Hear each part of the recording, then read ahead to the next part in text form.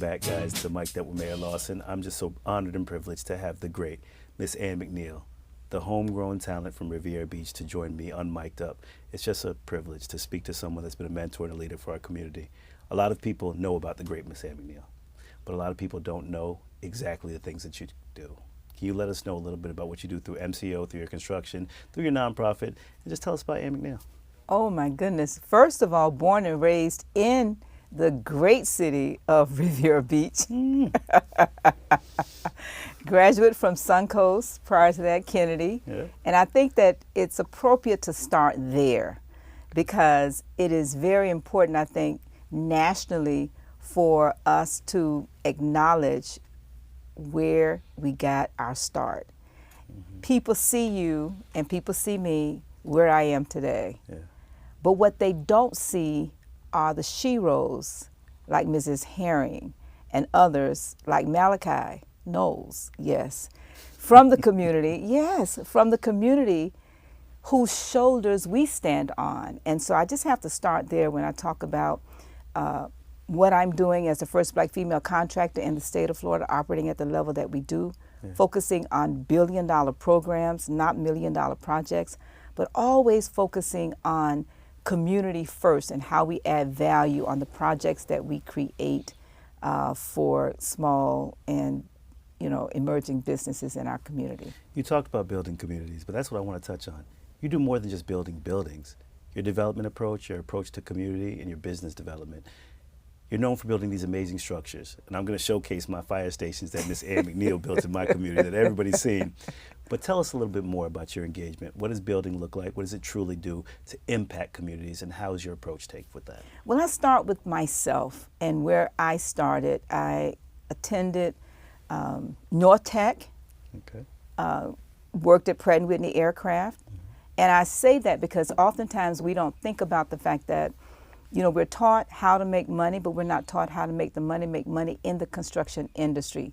And I have an undergraduate degree in accounting from Florida Memorial University, a master's degree in finance, but attending North Tech Trade School for construction, I think is probably more important to me than all of the degrees. And that North Tech is right here in Riviera Beach, the city of Riviera Beach. And so understanding what it takes to start and run a small business as an African American, I have a better appreciation for how to help build communities because I am empathetic about the people who live in the community just like me and how we can help them be not just on small projects, but to partner with major organizations to be on major projects and programs. And that's the approach that I take to every single opportunity. I don't think they heard you. North Tech is where? What city is it? North Tech is located in the beautiful city of Riviera Beach. I want everybody to listen. Miss Ann, who has built so many communities throughout this country, not just Riviera Beach, not just Palm Beach County, but throughout the country, started right in Riviera Beach and attended school, trades class, and learning in Riviera Beach. So that's something our residents, that's something our followers and our viewers need to know, that you started and got your start in Riviera Beach. But let me say this, though. It's very important to understand that when I went to North Tech at a corporate job, undergraduate degree, working on a master's degree, and I think that's critically important because oftentimes professionals look down on the trades. Right. But my husband, my boyfriend, Daniel McNeil, told me while we worked at Pratt & Whitney that these guys who are in the construction trade, and this is how I got into the business, they make more in an hour than I make in a day on my corporate job. And many people ask me, how did you get started? That was it. Okay. You just said these guys. You founded an organization, the National Association of Black Women in Construction. Tell me a little bit about that organization and why you founded that for Black women in construction. Mayor Lawson. Tell me. Where can a Black woman go who did not finish high school, did not get a GED, does not have a PhD, and make $20, $30, $40, $50 an hour? Where can she go and do that with 4, 5, 6 children where she don't have to wait for her baby daddy? Where can she go and do that? So that's why representation in that industry is so important. Absolutely. And so for me, having the understanding that a woman like that can also become an entrepreneur in the construction industry. No questions asked, even with sweeping the floor. Right. There are millions of dollars paid in construction cleanup. And so that's one of the reasons why I created the National Association of Black Women in Construction. Right now we're in 25 cities all across the U.S. helping black women. We cover the brothers. We do cover the brothers. I was about to say. But I think it's critically important to understand that there's a place for everybody in this industry. Right. Now, just because the organization is called Black Women in Construction, National Association, and that's at nabwic.org for any of the listeners, nabwic.org. Good. But we take anybody, white, black, Hispanic, male, female. We don't discriminate. Good. But people ask me why. Why does it have to be that I am a black woman in construction and I understand what it's like to get the nose and not have opportunities? That's excellent. It creates jobs. Construction creates jobs in our industry. I want you to kind of tell me, how does your work help build people careers and financial stability? Well, construction not only creates jobs, but it also does, it pays mortgages. It educates children. It pays for cars and transportation. And all of the things we don't stop to think about when we take jobs out of our community and other people come into our community and don't hire us. Right. That is what I build communities based upon. We make it work. And we make it work by working with subcontractors and contractors who don't look like me, in addition to the ones that do look like me, to partner with contractors that look like me. And I say that, that's critical. People will go out of their way, Mayor, to do business with people that they know, like, and trust. Could I say that again? Please. People will go out of their way to do business with people that they know, that they like, and that they trust. And so our commitment as a part of our team is to build the relationships between the subs and the primes and the community so that the know, like, and trust factor takes in effect, and then the contractors will have no problem with doing business with people from the community. I want to introduce, again, the people that are watching to Ann McNeil, because they like and they trust. Your network is your net worth. They need to understand that people like you are pouring back into communities. They're elevating communities, but they're also bringing people along with them. So you have to continue to do what you've been doing and continue to bring people along with you, because that's what you've been doing for years. But our residents, the reason for Mic'd Up is to showcase the individual, the great Miss Ann McNeil, because we need to tell our story. And branding and marketing is something that we've always talked about, and you've also shared with me that we have to tell our story. So I appreciate that. And that's what we're doing today. Absolutely. So when we talk about partnerships, you talk about your experience. In the city, we say this term that, the layman may not know, P3, public-private. What is a public-private partnership, and how does that work well? How does that create balance and support within our community? Well, let's start with re-envisioning Riviera Beach. Yeah. Let's re-envision Riviera Beach. Okay. And in order to do that, we have to bring resources into the city. Oftentimes, many cities don't have the financing to build the major municipal projects. And so what they do is they partner with public sector, private sector, and in this partnership, they build communities. So in our case, for the city of Riviera Beach and many other cities, I also built the city of West Palm Beach Police Station. Yeah. Okay. Yeah. So when we talk about the public-private partnership, what it does, it allows the city to partner with major organizations. And in our case, we built the city of Riviera Beach fire stations, all three. Yes, all three. And receive Design Build Award, National Award for 2 of the 3 stations. The third one is in construction now. Yes. But more importantly than that, this public-private partnership allowed us to include individuals like Mr. Brown Electric, Amon Painting, the plumber, Mr. Reuter, and his family. And all of these individuals are born and raised in the city. I am born and raised in the city, so let me make sure that's clear, right? Clear. And so collectively, we're showing the world what can happen when you have a public-private partnership, but when you also have an individual who's committed to the community first in building lives that build businesses that build communities. My wife told me last week our word for the year is going to be intentional. You were very intentional with that. And I want to make sure that everyone understands that we as a city are being intentional. That's what a real public-private partnership looks like, because the only way that we as a community can establish and grow infrastructure, wealth in our community is by working together with partnerships and being intentional about what we're doing, especially with the land and the resources we have. Now, we've talked about MCO. We've talked about National Association of Black Women in Construction. Correct. Thank you.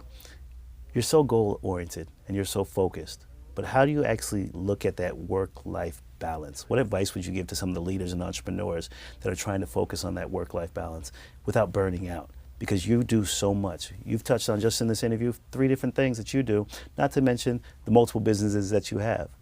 What advice can you give to entrepreneurs like myself and others that are watching to have that work-life balance? Well, I have 5 businesses. Yes. In addition to the 3 you mentioned, I'm also a professional speaker. Yes. The company is called Constructively Speaking, Inc. Beautiful. And today I kick off my annual meeting for the Life, which is called the Think and Grow Rich International Mastermind Association, where we're hosting an event, and we've done this now for 40 years. And it's going to be held at the Embassy Suites in Boca Raton this evening and tomorrow. Now, to answer your question, 9 p.m. December 31st, 1979, I picked up a copy of Think and Grow Rich, the book. Yes. And as I began to read the book began to read me. Good. Fast forward now, I have been in that book every single week since 1979. I'm actually in the most current version of the book when it was published, because I did exactly what the author said to do. Yeah. Decide how much money you want, what you're going to do, by when, and what is your plan of action. And I've done that. 5 businesses from 1 page of the book. And that is how I create balance. There's no such thing as really balance. But you have goals that you set in 10 different areas of the life: spiritual, family, financial, health, education, personal relationship, personal development, your business or career, recreation, creativity, and civic. And Mayor, we set these goals for 6 months, 1 year, 5 years, 10 years, 20 years, and right now I'm in my 40-plus year. That, for me, is why tomorrow I will be leaving on another 72-port world cruise. Yes. Second one. Second one. There you go. Yes. This is a proud product of Riviera Beach, guys. She's shown her work and efforts in this community, and it reflects deep community values. How did growing up in Riviera Beach shape your approach to development, leadership, and just life in general? I go back to Mrs. Herring. I have to give her kudos, and yes, Malachi knows. Why? Because we look up to individuals, and that's my desire, to be and create individuals from the city so that the students and the young people, and also, seasoned individuals, can look to and say, you know what, if they can do it, because I remember when. That's what they're going to say. My brother just passed, his name is Blow Pop. Yeah. The fisherman. Yes. And born and raised in the city, these are the individuals who look up to us to show them the way. Right. And it's not that difficult. It starts with a dream and a goal. Good. And that's what helps me to stay focusing on providing value to my community. Well, before I let you go, I'm just going to do some rapid fire. I'm going to just throw something out at you, and I want you to give me the first thing you think of. Community. Riviera Beach. Upbringing. Riviera Beach. Most beautiful place in the world. Riviera Beach. It is a diamond in the rough. Yes. And I will say this. Say it again. No, I have to say this. Last year, 2025, we visited over 80 ports. Yeah. And every single port we visited, we had to come into the port. Yeah. And when I got off the ship, every single time I thought to myself, our city is a diamond in the rough. Yes, There's no place in the world like the city of Riviera Beach. Yes, it is. And so I say that because, again, as we continue to build, not just the buildings of the future in the city, but the people who are born and raised in the city who will build our city to attract people from all over the world. Thank you. And that's what excites me. Listen, guys, you were in for a treat, and I told you that Miss Ann McNeil, she developed and grows our communities all over this world, but she's focused on Riviera Beach. So I just have to thank you. Thank you for your support of our youth council. My pleasure. Thank you for your support of Riviera Beach, and thank you for pouring back into the residents of Riviera Beach. So it's an honor to have you, and I look forward to many more times of sitting down with you, to fellowshipping, and just to kind of love on the person from Riviera Beach that's kind of shown Riviera Beach how to grow together. Remember to think and grow richer, Mr. Mayor. There we go. Thank you, Miss Ann. Thank you. Thank you. Mic'd Up with Mayor Lawson. We'll be right back with our next guest. Every day, families are facing challenges: housing, mental health, and opportunities for their children. Hi, I'm Kelly Powell, the CEO of Community Partners of South Florida. We believe everybody deserves the tools and resources to thrive. Through our housing solutions, counseling, and community programs, we're building a healthier, stronger neighborhood. Join us to create impact. When one family thrives, our entire community thrives. For more information, join us at cpsfl.org. Substance use disorder and addiction is so isolating. And so, as a Black woman in recovery, hope must be loud. It grows louder when you ask for help and you're vulnerable. It is the thread that lets you know that no matter what happens, you will be okay.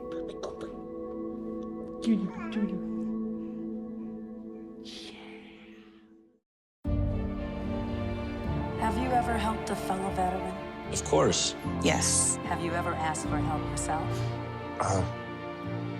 It's always tough, right? I always feel like I can solve my own problems, but eventually, you just can't deal with it on your own. And you start to question, maybe people would be better off without me. When you realize that you're not alone, once you take that first step, there's so much support. I'm honored to give us a recap during Mic'd Up with Mayor Lawson for the Mayor's Corner. As we wrap up an amazing year, it was incredibly productive. I want to just take a moment to speak directly to the residents about the major steps that we took. The City Council took action over these last 2 meetings just to move the city forward. We ended 2025 focused on efficiency and community. First, I'm proud to share that addressing the growing pains of our city staff, we were crammed into multiple buildings, and we were able to move our human resources and communications team over to the port. The council approved that contract. This doesn't just give our employees a better place to work, it actually frees up the much needed space and parking at Public Works. It ensures our city services run a little bit smoother for our residents. We're also looking toward the future of our infrastructure, from upgrading our citywide Wi-Fi to ensuring everyone has the speed they need in this digital age, to holding these vital town halls on beach erosion and the new mooring fields for Singer Island. We're protecting both our technology and also our environment. We've also started a deep dive into how we manage stormwater and waste fees. Our goal is simple: transparency and fiscal responsibility. And we want to make sure your tax dollars are working as hard as possible for the services you rely on every day. Being a leader also means being accountable. Many of you heard about the sewage spill earlier in the month. I wanted to reiterate and apologize to our community. It was an operational error, and we've taken the next necessary steps to ensure it doesn't happen again. Your health and your water remain our top priority, and we're focused on that for this coming year and this fiscal year. On a brighter note, December was a time to celebrate and to honor our amazing leaders. We moved forward with the street naming for the iconic leader, Robert Bob Felder. He built the fabric of this community with Jay's ministry. And finally, to our residents who attended Christmas in the park. We're looking forward to restoring the village coming up in February, and we're looking forward to continuing the energy of Riviera Beach. We want to focus on what Riviera Beach has done, and we're celebrating Christmas, Hanukkah, Kwanzaa. And going into this new year, we're honored to say that Riviera Beach is the best city to live, work, and play. We've done a lot of work this year, and this coming year is going to be the best to come. So Happy New Year to our Riviera Beach residents. The best is yet to come. Make sure that you're the best version of you. 1 in 10 kids vape. Each vape pod can contain the same amount of nicotine as a pack of cigarettes. The Health Class Film Guy isn't the best person to talk to your kid about vaping. Got a few minutes? You are. Talk to your child about vaping today. I'm your retirement fear, but don't be scared. You're still in pre-tirement. Does that mean I have more time to plan? Precisely. This is pretirement.org. This isn't scary. I'm doing it.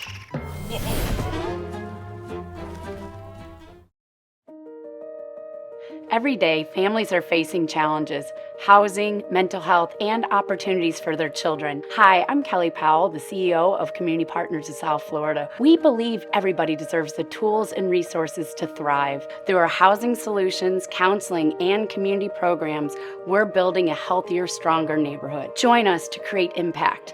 When one family thrives, our entire community thrives. For more information, join us at cpsfl.org.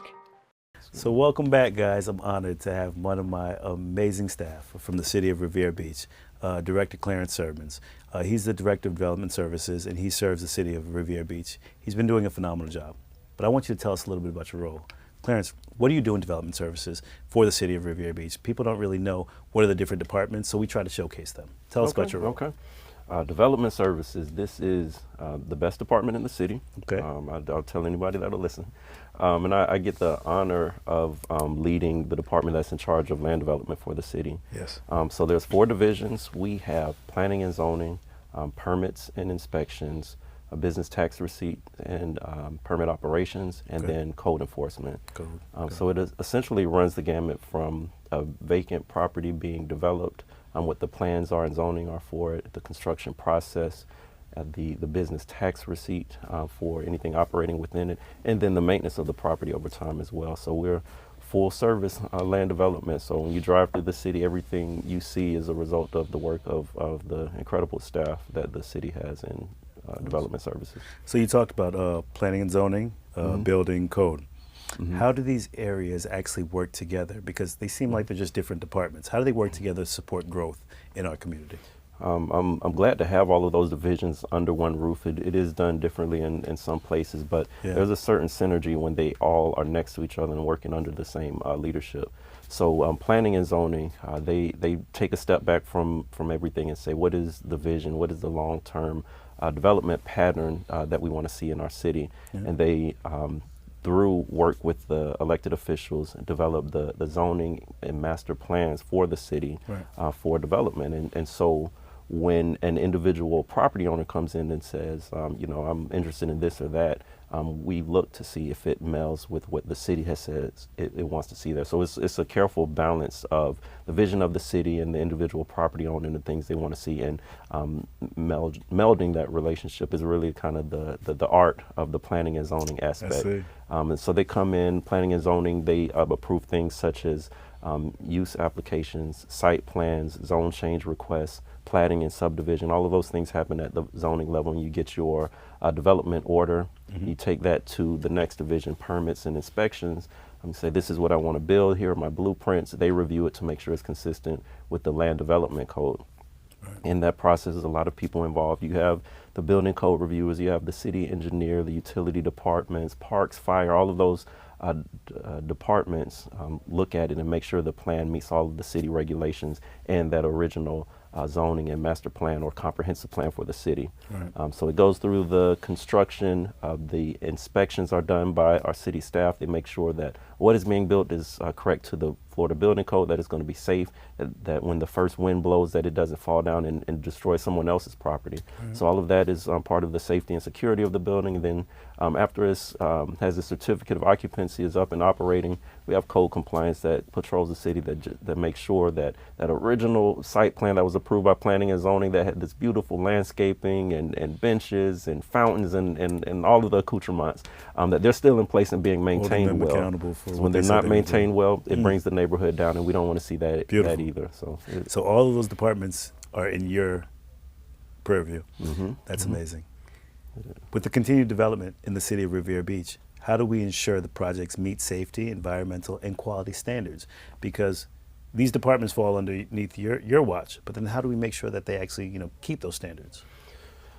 So the review process is the first line of defense, so to speak, to make sure that the standards that are put in place by our elected officials are implemented. And that's our responsibility. And sometimes it's tough when you have to say, no, you can't do it that way. You have to do it this way. Or I know that's cheaper, but this is the standard that's set for the city, or this is what's safest for occupants and those utilizing the space.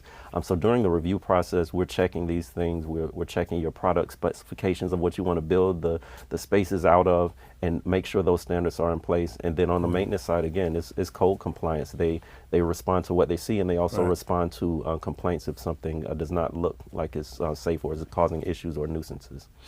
You've been deemed sometimes the bad guys. People come and they call and they complain about development services. And I remember the one time that Director Sirmons sat me down and was just like, Mayor Lawson, this is our policy, this is the code, and we try to work with them, but we want to make it clear. How can we make that development process clearer and more accessible for developers and business owners who want to invest into our community? Because I think the process is very clear, but what can we do to actually help and support them to work as a marriage, a relationship together with the development community and the business community? The first thing I would say is that any entrepreneur or business owner who's looking to expand, or existing businesses are looking to locate, before you spend a single dollar, before you sign a lease, a contract, or anything related to development of a property or the lease of a space, come and talk to us. That's good. We are your partners in your goals. We will let you know what the city has said is acceptable and not acceptable in these spaces. If you believe the city is just not getting it and this is the right thing in the right place for here, let us know that, and we'll help you make that petition to the decision makers or the elected body of the city. We're your partners in development. We want to see you successful. The economic success of our city is a win for all of us. But if you don't go through the process properly, there's been situations where persons have said, hey, I'm paying this much a month for this lease and I just want to open, and now everyone's saying I can't do it. We never want to see that, but we're also charged by our elected body to enforce the laws of the city. So you don't want to go backwards and be in that situation. So before you do anything with starting a business, come and talk to us, and we'll give you the best advisement we can about what the rules and regulations are of the cities and what opportunities there are here as well. So that's the best advice that I can give. And even with that, you said you're charged with the elected body, but the elected body is charged with our residents. So if they want to see it done right and done properly, I think that the residents just need to follow the protocol, making sure they come and visit you during that open door policy to learn about their projects, but just know that these are done to protect the entire community. The policies, code enforcement is one of the most misunderstood departments. How do we balance and educate that relationship and that partnership to let the residents know about what code compliance is doing, what they're enforcing, and why are they enforcing it as such? Because the amount of calls that I get where they're beating down my door about code, trying to reprimand certain individuals. How can we actually educate that partnership with the residents and code compliance to make sure that everything stays compliant within our city? Well, code enforcement, they're the partners of the residents. And what doesn't often come up when you hear those complaints that code enforcement is doing this or that to me is code enforcement was probably, doing their job, minding their business, and someone called and said, hey, this property next to me, they're giving me trouble. This is loud, this is smelly, this is overgrown, this is intruding on my property. Although they patrol, a lot of the cases that they have come from complaints. So code enforcement is your partner in making sure that private property in the city is properly maintained, to use the same word twice. So if they're knocking at your door 9 times out of 10, someone has said that this property is a nuisance, please check this out because this cannot be legal or according to code. And so when you have an issue with your neighbor, some people don't feel comfortable knocking on their neighbor's door and say, hey, that's kind of loud. They'll call, police or call code to deal with those nuisances first. So just know that, if you have a complaint about your neighbor, code is going to support you. If a complaint has been made about your property, it's not about targeting anyone or making you have a bad day. It's about making sure that Riviera Beach is one of the most well-maintained cities in this county and beyond, and that if anyone invests in and buys property here, that it's a solid investment because we take care of our community. And that's good. And thank you for that, because the residents need to know clearly that we're not targeting anyone. That CODE's goal and role is just to make us the most beautiful city. We call us the Montage, the best city to live, work, and play, but we really want to represent that. And without these policies and procedures in place, without CODE being there to enforce them, we may have individuals that take advantage of what we're trying to build in our community. So thank you for that. And it takes a village, like you said. Just talk to your neighbors. Have communication. If you don't feel comfortable, then of course that's what CODE is there for. That's what our police department's there for. But let's try to be a village to work together. So that was excellent. Thank you. What should residents really know about what the city is planning and preparing for the future growth of Riviera Beach? Oh man, the city has so many hopes and dreams right now. I'm just grateful that I get to be a part of it. Yep. We are reshaping the city's comprehensive plan right now. That was the next. comprehensive plan, of course. You know, we got to talk about it. The biggest advocate for that plan in our elected body sometimes.